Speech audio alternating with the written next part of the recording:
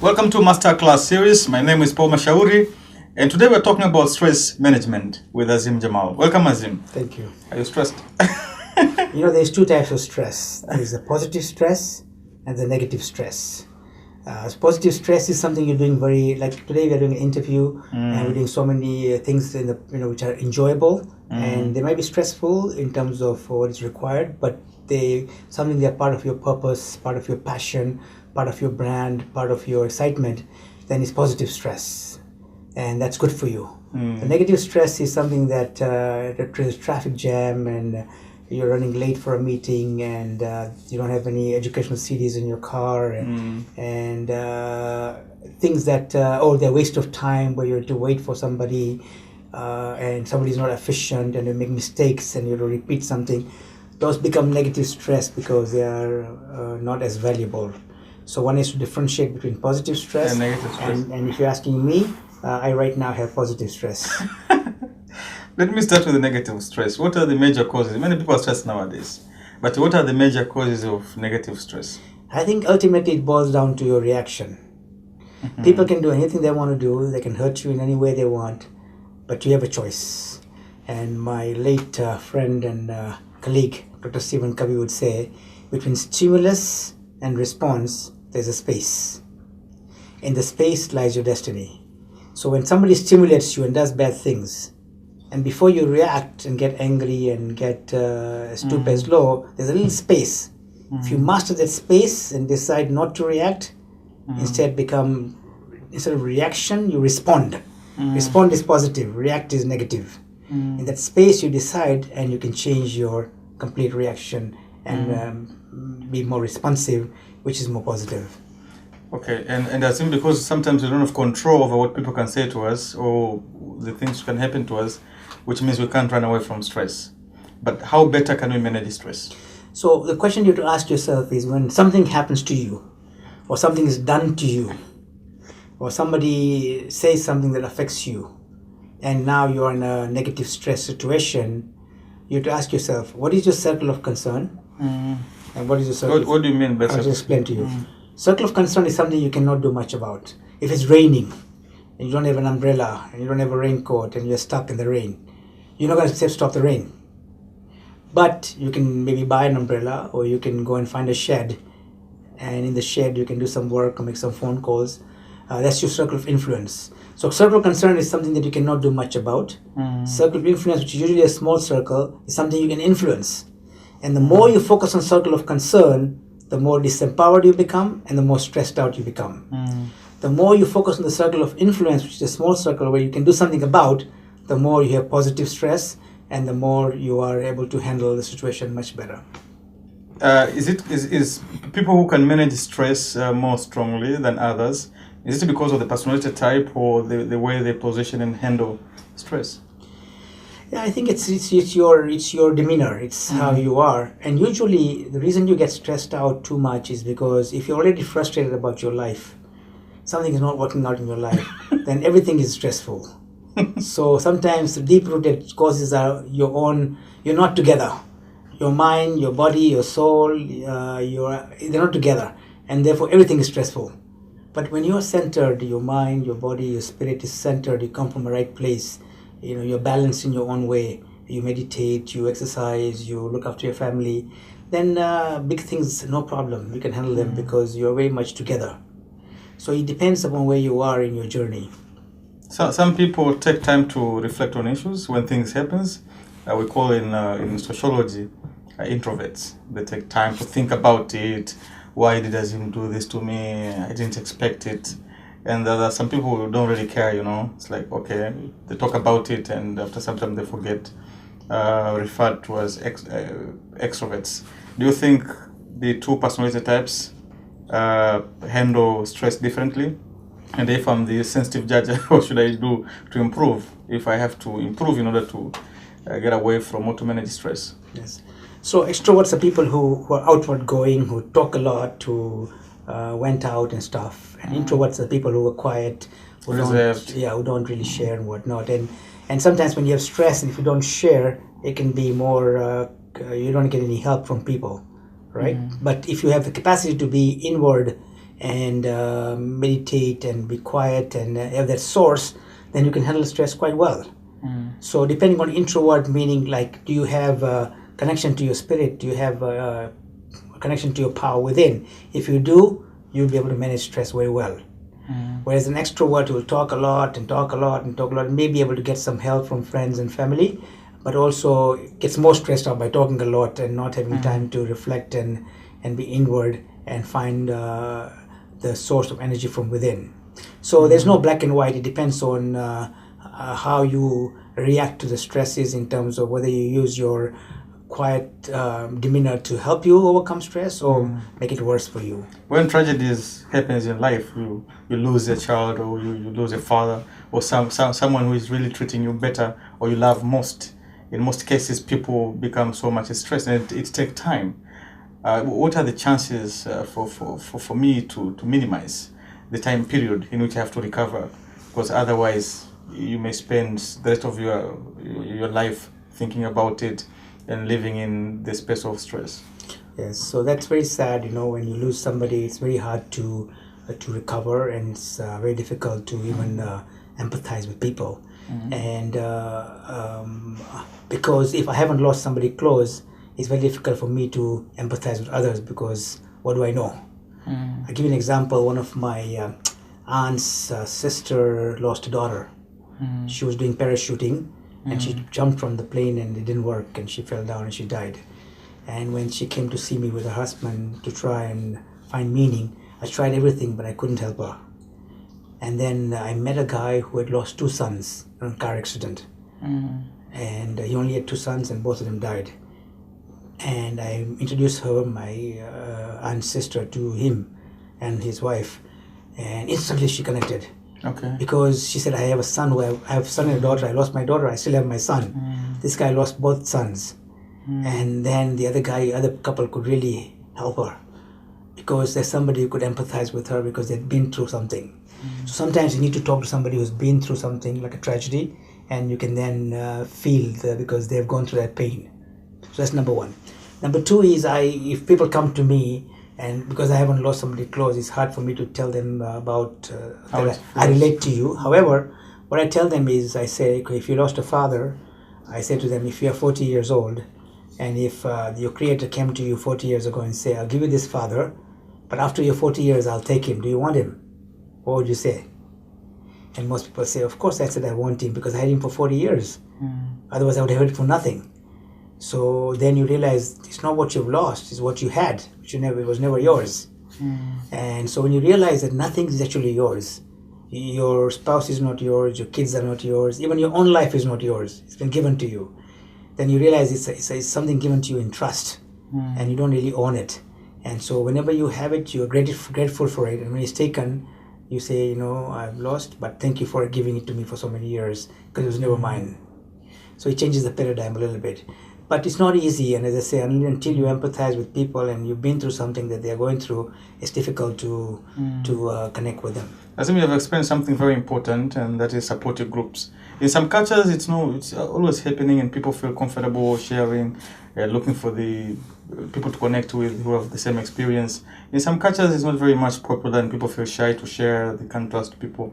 How can the culture of sharing become normal, and people don't find difficult sharing or finding supportive groups which they can connect, they can find the meaning and manage the stress? So I think ultimately, whether the culture supports it or not, if you feel it helps you, nothing to stop you from having a support group. You can have a friend, you can have a cousin, you can have a brother, you can have a few people you trust and make it your support group. Nothing to stop you from doing that if it helps you. So whether the culture supports it or not, it's you who decides. If it's beneficial for you, then you attract it in your life and use it for your benefit, because it does help, because different people bring different perspectives, especially people you relate to and you trust and you respect. They really help you overcome it. In some extreme cases whereby somebody goes from one stress to another, to the level that become depressed and suffer psychologically because of the depression, and it goes to the suicidal case. If somebody is watching you now and is into that stage, what a powerful message can you tell them? Wow, you're asking such a such a profound question. So let's say if it's you who is in that situation, and I'm talking with you either through a TV session or individually, I would say to you that what will stop you from doing what you're doing? Is there something you can think of that will stop you from doing what you're doing? And ultimately, what my point would be to see if they have a goal, any goal in their life. Right now, they may be feeling so low that they have no goals, no aspirations. Now, there are certain situations which are more medical. You know, they've got a medical issue, which means a psychiatrist or can help you with some medicine to help you overcome it. But if it's not medical and if it's just low feeling, then even asking a question like, you know, what is the biggest highlight of your life? What was happening then? To remind people of some good things in their life that were so powerful. Yeah, and who's going to miss you when you go? And you know, things that may touch them at a very deep sense, right? But ultimately, you want to win trust and connection with these people, that you have some kind of rapport before they even listen to you, and then build trust, and then try to come up with some aspiring messages. But on a TV station like this, it's very difficult to come and to know what they're going through and how you can help them, but also to make them realize that they're a miracle. There's nobody like them in the whole world. There never was, there never will be. And they have so much power and potential and gifts, even though they don't realize it. But once they start to believe in themselves, the whole world will believe in them. And what is it that they would like to have in their life that they're not, that will make them change their mind? And they can achieve it if they really want to. Of course, they have to put some work into it, but they can. But really, it's what is it they want? And until you know that, it's very difficult to take them from a negative situation, what they're thinking of, and where they would like to go, and what they would like to achieve. In some cases, Azim, you don't even get a sleep because of stress. And you know, what causes stress, the mental pictures keeps on coming to you, and you are tired, but you can't sleep. And it becomes even tiresome, you get fatigued, you can't work efficiently at work. In such situations, what needs to be done? So you realize that you're carrying a baggage. Because whatever you're worried about and stressed about is usually about the past or the future. In that moment, nothing is happening. You're sleeping, you're in a bed, there's no bomb. But the reason you're stressed out is because you're carrying something of the past or the future. You know the example of these two monks, right, who were walking and came to a river. And there was a young girl who wanted to cross the river but couldn't cross. So one of the monks carried her, and they crossed the river, and he dropped her there, and they kept walking. And the other monk was telling this monk, you're a monk, you shouldn't be carrying girls on your shoulder for 3-4 hours. And the other monk got tired. He said, you know, yeah, I took the girl from the river and dropped her there in about 20 minutes, 15 minutes. But you're carrying her for 4 hours now. I already left her there. So I carried her physically, but you're carrying her mentally. So we carry this mental baggage of what happened before. And that's what stresses us out. But the reality is, in the moment now, there is no stress. It's the ego coming in. Why that happened? Why this is going to happen? What will happen? You fabricate so many things about the future. And my which may not necessarily happen. Yeah, my co-author, Dr. Kuben, and my friend says 95% of what you worry about never happens. But you still worry about it. So everything you worry about, most of it never happen, but you'll carry all the worries, all the fabrication, and create so much anxiety and stress, and most of them are not going to happen. And if you're in a position of leadership and you manage people who are stressed up, what are the best ways to inspire and motivate them to get out of the stress situations and deliver? Yeah, so I think to really sit down and ask them, what is stressing you? Let's become very clear. And if this stress happens, what's the worst can happen to you? And can you live with the worst? And then take action to minimize the worst. So now instead of worrying about the stress and what's happening, you're taking action to minimize the problem. And to people who are counselors, for instance, sometimes they become stressed because they're managing stress. Because, you know, you keep listening to people's problems every day. Some stories are so sad.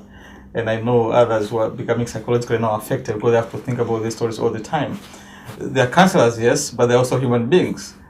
So how best if you're in your position where people come and talk to you every day, others have murder cases, others no hope for the future because they've been told that you're going to die this date. How do I handle it? And I love my job, but psychologically affecting me too. Yes. Or you're a doctor who sees injuries, bad injuries every day. So bottom line is that you cannot help others if you cannot help yourself. It's an inside-out approach. You cannot make others happy if you're not happy. You cannot inspire others if you're not inspired. So it's an inside-out approach. So looking after yourself, your own mental, physical, spiritual, emotional capacities give you the strength to be able to cope with stress and anxieties and bad things. And then also you can be very objective and take people's issues, but don't become so emotionally entangled in it that you take it and carry that baggage with you. Yeah, but instead you'll be objective and guide people the best way they can to overcome it, rather than being part of the problem then. Thanks, Azim, for your words of advice on stress. We are going for the short break and we'll be back shortly. For you to be a great leader, you should think of succession planning the first day you get appointed, not the last day you're leaving. Because the moment you do that, you usually free yourself up because you now have a right-hand person who can run the show. First step is to identify who this person is in your team. You first identify the children's strengths. Some of them might be good in marketing. Grandfather is very rich, father is rich, and the grandson becomes average, the great-grandson becomes poor.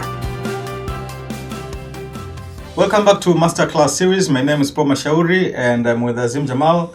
Azim, we are talking about stress. Normally people react differently when they're under stress, and some would tell you like, let's go and have a glass of beer, or some would smoke on the same situation. Are these measures helpful or they're detrimental? Well, I think for some people having one beer helps them to kind of relax for a while and calm down. If it helps you, it's fine. It's not going to kill you having one beer, but if you get drunk and harm people and do bad things, and that can have even more stress later and have a hangover next day as well. But the idea is some people go exercise, they go jogging, they go to gym and take out all their stress, all their frustration. So it depends what helps you. Some people meditate, go quiet, go near the ocean, sit down and look at the ocean for 20 minutes, half an hour, and they're completely relaxed, right? So it depends what mechanism is good for you, and apply that helps you overcome your stress. And stress which comes out of addiction. I've seen people who are addicted to something, maybe drugs, to the extent that they are stressed all the time, and some would even keep on crying all the time and they have to go to rehab. Such people, or if you're living with a friend or a relative in the same situation, how best can we help? Yeah, so I think if somebody's going through an addiction, then it's a bit difficult to overcome, because the very bad habit that you've incurred is not going to be changed overnight. So if you're alcoholic, there is Alcoholic Anonymous, that they have this groups that they like a support group where they go through the process, which takes a little while, but eventually they get better. So depending on where the situation is and how bad it is, will determine the remedy that one can take, which allows them to overcome their issue. Okay. And for people who have been through problems in families, and I think those who have been through it can connect to what I'm saying right now here. Assume we are a child and we're coming from a disintegrated family whereby the parents may be divorced and they're not living together, and you don't like that, but there's nothing which you can do. You have very minimal control over that. It stresses you out. How can I survive and exist in such situations where I have no control and I can't do anything to help anything, but I have to live with it? There's a story of an abusive father who used to hit the mother and drink a lot and tell the kids off, and was really bad parent. And he had two children, and one became like his father, addictive, hurting the spouse, doing all the bad things. And the other brother became one of the most successful businessmen, philanthropist, balanced individual. So they were interviewing both of them. First they interviewed the guy who was like his father, drunk, abusive and all that, and said, what made you do that? He said, so he responds by saying, if your father was like that, what would you do? You'd do the same thing. So they asked the other guy, why you like what you're doing? He says, if your father was so bad, do you want to be like him or you want to be much better? So I didn't become like him. I wanted to have a better life. I didn't want to have a life which was that. So both kids in the same predicament turned out different. So we all have a choice how we respond and react to circumstances in our life. Some do positive, some do negative. And I think Dale Carnegie, wrote in his book, How to Stop Worrying and Start Living, 2 men looked out of the prison bar. One looked at the stars and one looked at the mud. The guy looking at the mud saying, I'm in the prison for 5 years, my life is a mess. The other guy's looking at the stars and saying, wow, what beautiful stars. It's both in the same predicament, but one is still finding something positive and one is negative. So it ultimately boils down to you, how you react to circumstances in your life. The nice saying, circumstances don't make you. Circumstances reveal you. Okay. What are you made of? When circumstances come bad, your real true character comes out. Okay. There are some of the we call exceptional cases or extreme cases. And let me give you an example. You meet someone who has never known the father or the mother, and he or she will never know in his or her lifetime. And existing in this space whereby people have parents, if she or is a kid, in such situations, if you have to cancel or if it's you, how much self-help it can be, to live with it and not to affect even your children, and how we perceive things. So you're saying that if a child doesn't know who the real father Yes. or the mother is, So he has never known. Okay. He has never known who my father is, Okay. or who my mother is. Yes. So I think one of the examples is of Steve Jobs, even though he knew who his parents were, biological parents, but they gave him away the day he was born to another couple. Okay. So for him, the real father were the father and mother who brought him up, not the biological people. So you have a biological father and mother who gives you birth, but the real father and mother is the one who brought you up. Whether it's your grandparent, whether it's your stepdad or whoever it is, that's your real parents, because those are the people who brought you up. You grew up with them. You began to love them, respect them, and they respected you, and they brought you up, and they sent you to school. The biological parent is like, the surrogate mother. You give your sperm and create a baby, but there's no connection, right? Yeah. So the reality is that the person who brought you up, the person who was with you, is your real parent, and respect them and love them, because they really did something for you. The others didn't really care, right? Yeah, and Azim, the world is not always the fair place, and we have seen situations whereby you don't get what you really deserve, and it causes a lot of stress. You mentioned earlier, it may be you deserve to be paid some money and you're not being paid, or it may be you win something but you are denied, and you know that you win it, and under those circumstances, how best someone can cope with such kind of stress? Yes, so there's a saying by this guy, Dr. Krauss. He's already died, but he says, in life you don't get what you deserve, you get what you negotiate. So he talks about negotiation as a key thing. But yeah, I think you're not always going to win. Sometimes you will lose, sometimes you'll be overlooked, sometimes you'll be cheated by somebody, but you still have a choice how to react. Nobody can hurt you without your permission. Most great people bounce back bigger and stronger each time they're put down. They bounce back bigger and stronger because they say, put me down, watch me now. So they look for down, when they put down, they bounce back bigger and stronger. So it's up to you how you react. You either go and become like an ostrich, you bury your head in the sand and cry all your life, or you even do better because of what happened. And stress which comes out of family troubles, family issues. In most cases, if you are existing with a relative, they'll still be there. They're your relatives. You can't say from today, Azim is no longer my relative. If it's your brother, if your sister, is your sister and going to be your sister. Which means you have to continue existing within the space of a family. And probably one of the family member or the family members give you stress. How do I, manage my stress without necessarily disrespect my family or people who are close to me? Sure. It's difficult. If you're somebody like a spouse or a child, you're always with them, it becomes difficult to be able to ignore the kind of stress there is. But I think if you realize that you cannot change other people, it's hard enough to change yourself. Yeah. But as my colleague Dr. Van Dyer, who passed away recently, used to say, when you change the way you look at things, the things you look at change. So for example, if you have a family member, they may be bad in 7 things, but they may be good in 3 things. So if you look at the 3 things that they're good at, you see them good. If you look at the 7 things they're bad at, you'll make them bad. So where you focus on, they become. So you focus on the 3 things, they're suddenly good people. You overlook the other 7. Everybody's a package. We all have some good and some bad. So taking a person as a package, you will see that everybody has some good or bad, and it's where you focus on becomes a reality. As a Sufi poet Rumi says, if you see a big white cloth and a small dot, what do you see? Somebody has all the good qualities but has one bad small dot, and you focus on the dot becomes everything. Similarly, if somebody has all dark things but has one bright spot, and you focus on the bright spot becomes everything. So when you see beauty, you are beauty.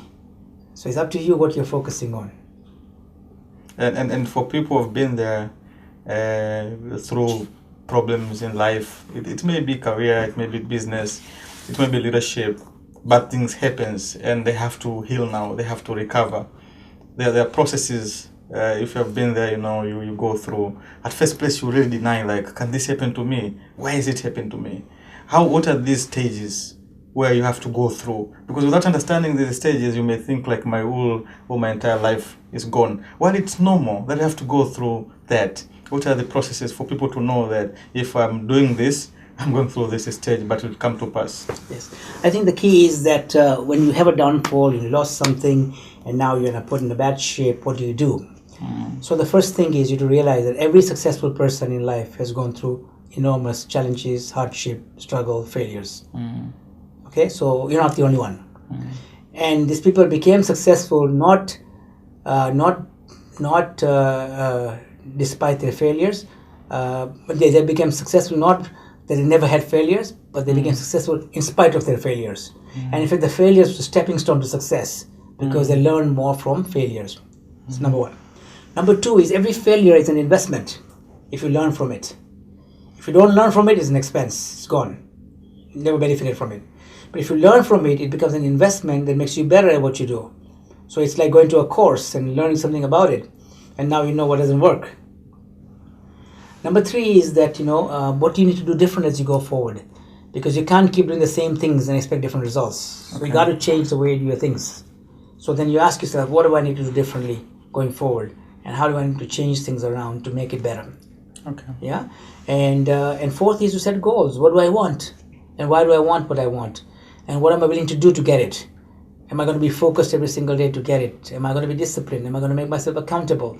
Am I going to seek feedback? Am I going to get some coaching and mentoring to achieve what I want to achieve? And if you follow those steps, then you can bounce back. And you can bounce back, not only bounce back, but bounce back bigger and stronger because of your failure. Not without your failure. And look at this, Azim. There are some people can give you stress because you are good. There's so many cases, for instance, in companies, whereas the guy who performs, who delivers, becomes a threat. And people will stress you up because they know you're a threat, you are good, you are shining. And over time, you may even take people's positions.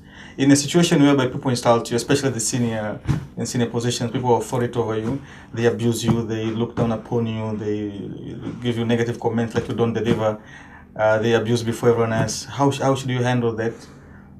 And it shouldn't give you stress. If you're a star, you're a star, right? So a star is always shining. And it's shining more brightly when it's dark. So the point is, you continue your good work because it's who you are. People will appreciate you, not appreciate you, but sooner or later, the truth comes out. A star is a star. Ronaldo cannot hide, Messi cannot hide, because they're stars. And they'll perform. And they'll perform 9 out of 10 times. They'll perform. Once in a while, they'll goof up. But usually they'll perform because they're very good. And so the world knows they're very good. They're paid handsomely. They will be treated very handsomely because they're good. So if you want to be good, you see, nobody throws a stone at a barren tree. If a tree has no fruit, nobody will throw a stone. If the tree has lots of fruit, people will throw stones. So if people are throwing stones at you, that means you're good. You're good. So feel good that that I'm attracting attention and people are being threatened by me rather than nobody cares about what I do or not do. Then I'm kind of totally a waste, right? I think some men, when they ask why do you go to bar and you spend a lot of time at night, you don't go back home earlier. They say, when you go home, there's fire because maybe the wife is not listening. So or even women, they would spend more time going to talk to their fellows, where the husband is a bully or is, less considerate. When you have to live with someone who is not understanding, quite negative and violent, instead of what can I do? Because if I don't want to go and spend the rest of my time at the bar, what are the things that I can do to make sure that it doesn't affect my career, doesn't affect my vision, doesn't affect my dream? Yeah, it's difficult. It's difficult when you have a difficult person at home. By going to the bar, you're running away from your problems because you don't want to face your problems. But you have to ask yourself, what do I need to do? So, for example, if you have a spousal relationship which is very hard and there are a lot of negativities, so you said to yourself, what is positive about us? What can we do that we both enjoy doing? If you both enjoyed going to somewhere for a beach for a weekend or drive away for a couple of days to a different country or different city, what is that we enjoy? Let's try doing more of those. So on those situations, we're not actually negative. Okay. And the more we do things that are positive, go for a movie and then discuss the movie issues, and what happens is then you take away from your issues and get in the movie issues. So we are much more relaxed. But if you're talking about our issues, then we are much more negative. So finding creative ways, innovative ways of doing things that you take away from the negative side, and the more you do that, the less the negative things affect you. But you got to be creative. I mean, you got to try everything possible before you split up when there's no choice. Sometimes the situation is so bad, no matter what you do, it doesn't work. In which case, then you better kind of, because there's no other choice, because the kids are always seeing you fighting, and it's not a good example for them. But try everything first, because usually there are ways you can overcome this. Okay. Thanks, Azim, for insightful conversation. This is very helpful, not only for the people who are watching us, but even for people like us who are parents, on how we groom our children not to, get stuck under stress in life. Pleasure. You're watching Masterclass series. My name is Mashauri with Azim Jamal. Thanks for watching.